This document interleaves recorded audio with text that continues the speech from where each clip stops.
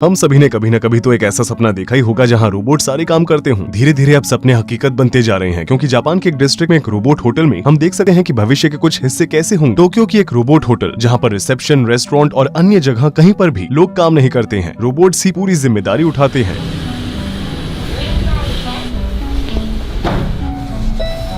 Reception में check in करने के लिए सबसे पहले हम मेल रोबोट के पास गए, जो हमारे सबसे करीब था।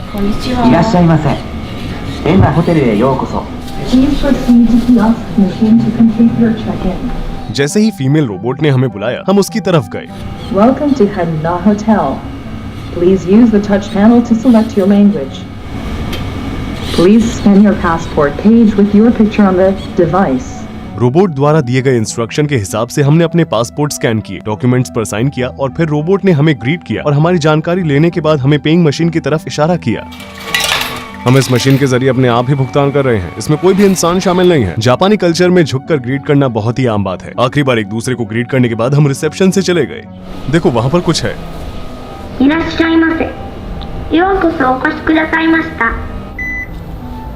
जैसा कि लिफ्ट में लगे हुए इंफॉर्मेशन सेंटर से पता चलता है कि इस होटल में खाना बनाने या कपड़े धोने के लिए भी कोई इंसान मौजूद नहीं है। होटल के रेस्टोरेंट में सिर्फ ऑटोमेट्स होते हैं। आप बिना किसी से बात किए ऑटोमेट से चप्पल और पजामा भी खरीद सकते हैं। यहाँ तक कि लॉन्ड्री भी ऑटोमेट्स द्वारा ही की जाती है।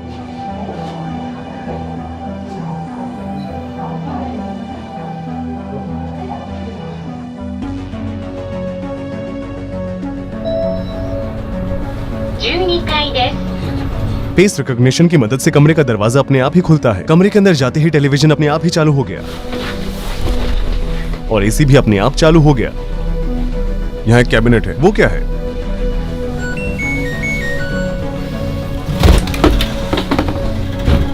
इस कमरे का एक फीचर जो मुझे बहुत ही दिलचस्प लगा वो है वार्डरोब, जहां हम अपने कपड़े रखते हैं। ये उन कपड़ों को ऑटोमेटिकली साफ और इस्त्री दोनों कर देता है। अंदर बनने वाली स्टीम, हॉट एयर फ्लो और 1 मिनट में 180 बार घूमने वाले हैंगर की मदद से हमारे कपड़े कुछ घंटों में ही तैयार हो जाते हैं। मैं अपना स्वेटर यहाँ पर रख रही हूँ। इसमें बहुत सलसल है। इन फिल्टर्स की मदद से अंदर एयर फ्लो होगा।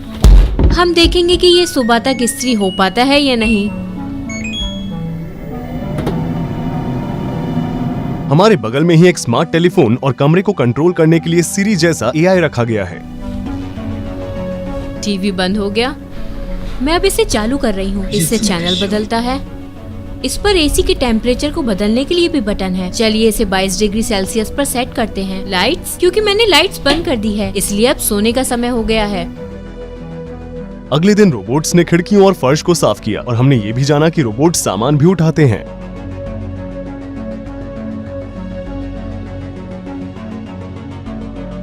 रोबोटिक बिजनेसेस जैसे हैना होटल फिलहाल मनोरंजक अनुभवों के लिए ही है। जब मैंने हैना होटल के विजिटर्स से बात की तो उन्होंने कहा कि रोबोट्स उन्हें किसी इंसानी कर्मचारी की तरह नहीं समझते हैं और उनमें कोई भी फीलिंग्स नहीं है। काफी हद तक एम्प्लॉयमेंट कॉस्ट को बचाने के लिए जापान पहले से ही आधे मिलियन से भी ज्यादा रोबोट्स वर्कर्स को एम्प्लॉय कर चुका है। ये सभी देशों के बीच कायम किया गया बहुत बड़ा रिकॉर्ड है और उनकी बड़ी कंपनियों ने अगले 10 वर्षों में इसे 1 मिलियन से ज्यादा करने का गोल सेट किया है। टोक्यो में कई सारी जगहों पर रोबोट्स काम करते हैं, जैसे कि टेलीकम्युनिकेशन कंपनियों में और बैंकों में। इस रोबोट का नाम पेपर है। ये कैसे काम करता है? ओह, क्या ये हमारी बातें समझ पा रहा है? जैसे लोग इसके साथ बर्ताव करते हैं, ये भी ठीक उसी तरह उनके साथ बर्ताव करता है। इसलिए अगर आप उसके सामने गुस्से में आएंगे तो वो भी आपके साथ गुस्से से ही बर्ताव करेगा। जब वो पहली बार किसी से मिलता है तो वो शर्माता है और अनकंफर्टेबल हो जाता है, लेकिन कुछ समय बाद उसकी भावनाओं में बदलाव उस व्यक्ति के बर्ताव के अनुसार अच्छे या बुरे रूप में देखा जा सकता है। जब बाकी लोग डिजाइन कर रहे थे कि हमारा भविष्य कैसा दिख सकता है, तब तक जापान उन सब से आगे भी निकल चुका था। इसलिए हमने टोक्यो में एक रोबोट फेयर में हिस्सा लिया, ताकि हम आपको दिखा सकें कि कैसे कुछ कामों को सिर्फ रोबोट्स ही संभालेंगे। अब उन रोबोट्स को देखते हैं जिनका इस्तेमाल इंडस्ट्री में किया जाता है। उसके बाद हम उन रोबोट से भी मिलेंगे जो बिल्कुल इंसानों की तरह दिखाई देते हैं।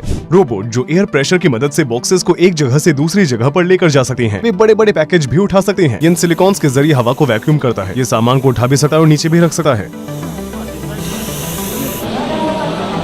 ये सच में बहुत भारी है। लोग रोबोटिक आर्म्स की मदद से ऐसे काम भी कर सकते हैं जो करने के लिए उनमें पर्याप्त शक्ति नहीं है। ये 13 किलो या 28 पाउंड का है। क्योंकि हमने रोबोट के पावर से फायदा पहुंचने की बात की थी, यहाँ एक व्यक्ति है जो रोबोट की पूरी बॉडी को कंट्रोल कर रहा है। वो अपने बाएं हाथ से उसके बाएं हाथ को कंट्रोल कर रहा है और दाहिने हाथ से उसके दाहिने हाथ को कंट्रोल कर रहा है। ऐसे रोबोटिक आर्म्स भी हैं जो कैरी करने वाले बैंड पर भी कैप लगाते हैं। रोबोटिक आर्म्स जो बहुत ज्यादा टैलेंटेड हैं और इंसानी हाथों की तुलना में तेजी से काम करते हैं। ये उन सभी को एक ही ऑर्डर में रख रहा है।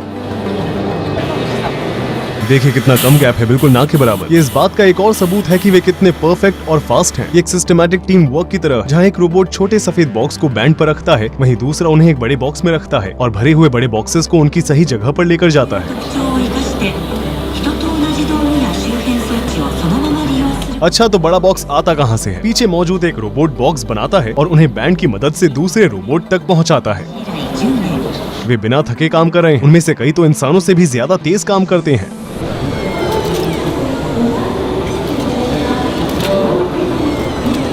इसकी पकड़ वाकई में बहुत मजबूत है। और ये रोबोट अपनी काबिल तारीफ क्षमता की मदद से सर्कल्स के बीच में जो स्पेस है उसमें से स्टिक निकालता है। ये सिर्फ हमारे मनोरंजन के लिए ही है।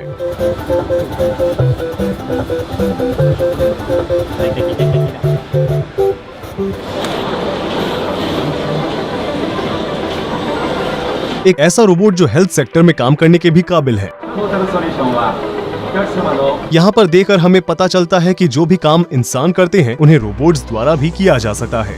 ये वे रोबोट थे जिनका इस्तेमाल इंडस्ट्री में किया जाता है। क्या इन मैकेनिकल इंटेलिजेंस के भी कुछ उदाहरण हैं जिन्होंने मनुष्य की तरह समझ हासिल कर ली है? इसी बात का जवाब ढूंढने हम सबसे बड़े साइटेक म्यूजियम मिराइकन गए। रास्ते में हम बेशक एक रोबोट कैफे में रुके। यहाँ कोई भी इंसान नहीं है जो कॉफी सर्व करता हो।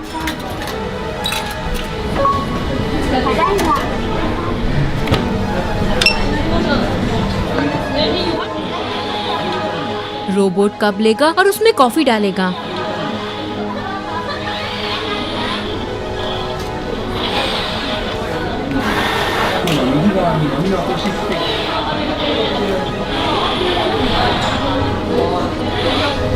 कैफे के पास रोबोटिक डॉग्स भी थे। His name Ivo. Stroke head and two and back. So happy. क्या मैं इसे पकड़ सकती हूँ? Oh, okay, oh, okay. So cute. मिराइकन की एग्जीबिशन दर्शाती है कि भविष्य में इंसान रोबोट्स के साथ कैसे इंटरेक्ट करेंगे। एक बहुत ही बड़ा world model, robot butterflies, robot ecosystem अपने आर्टिफिशियल लिम्स और सिलिकॉन के स्किन्स के साथ बिल्कुल एक मनुष्य की तरह। ये रोबोट्स एक मशीन और एक मनुष्य के बीच की समानता दर्शाते हैं। जब कोई इस रोबोट से मिलता है तो उसे ऐसा ही महसूस होता है जैसे वो कमरे में एक इंसान के साथ बैठा हो और एक इंसान को देख रहा हो। ये एक एलिनॉइड है। ये एक छोटे मनुष्य के बच्चे की तरह। इसका मकसद रोबोट और इंसानों के बीच बातचीत को बेहतर बनाना है। अन्य बेबी रोबोट्स कुछ इस तरह दिखाई देते हैं। सिलिकॉन की स्किन के नीचे रोबोट का असली शरीर इस तरह दिखाई देता है।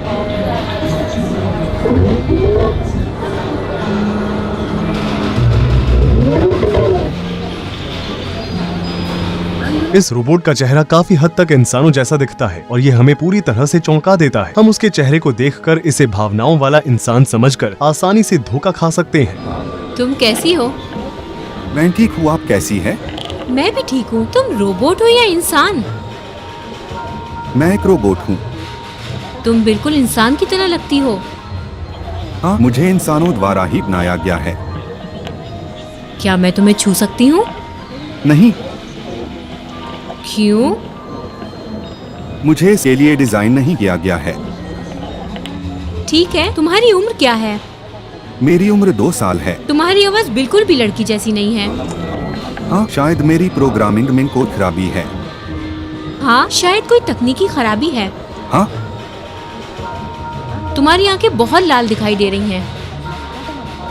आपने ऐसा क्यों कहा? क्या तुम मुझे इधर उधर होते देख सकती हो?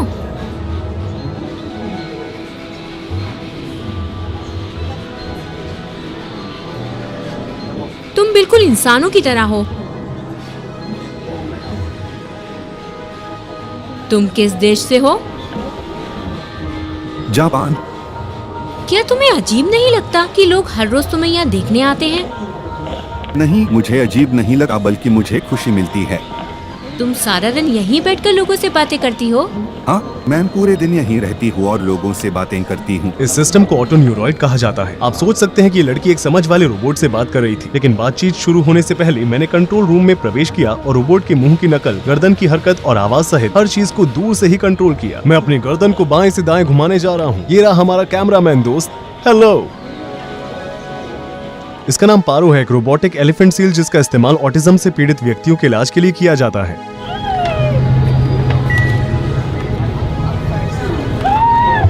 फिर हमने मशहूर रोबोट असीमो का शो देखा।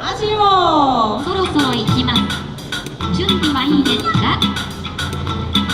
ये 5.6 मील प्रति घंटे की स्पीड के साथ प्लेटफॉर्म पर अपना बैलेंस बनाए हुए तेजी से दौड़ रहा था। इसने हमें बताया कि हमने पृथ्वी को कैसे प्रदूषित किया। 美しい地球の姿を多くの人と共有するための地球ディスプレイです。 एक पैर पर कूदा, गाना गाया 今日の空は और एक पॉइंट पर रखी गई बॉल पर पीछे कदम लेकर शॉट लिया।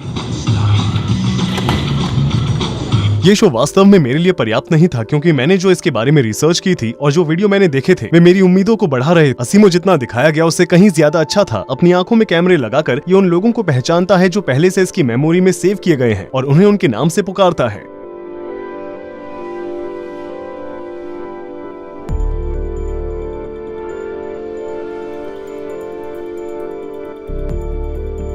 जब कोई भी उससे बात करता है तो वो उस व्यक्ति की तरफ मुड़ता है और कम शब्दों में बात करता है। जब उसके सामने कोई बाधा या कोई व्यक्ति आता है तो वो अपनी दिशा बदल देता है। जब कोई उसके साथ हाथ मिलाता है तो वो भी हाथ मिलाता है। वो एकदम सही ढंग से अपनी उंगलियों और हाथों का इस्तेमाल करता है। शो खत्म हो जाने के बाद और लोगों के चले जाने के बाद हमने देखा कि अटेंडेंट्स ब्लैक स्पॉट्स को कवर कर रहे थे। असीमो की हर चाल को पहले से ही प्रोग्राम किया गया था। रोबोट अपने आप ही नहीं चल रहा था। उसके बाद हम वापस रोबोट होटल आ गए। जबकि हम डिजाइन कर रहे हैं कि